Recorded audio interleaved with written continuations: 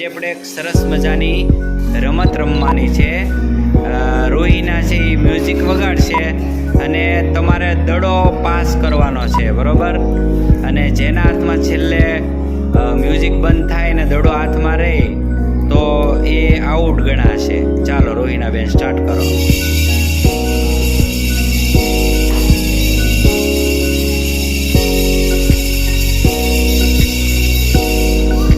ચાલો સીધી આઉટ. હાલો ધાર્મિક, હાલો વગાડો ભાઈ.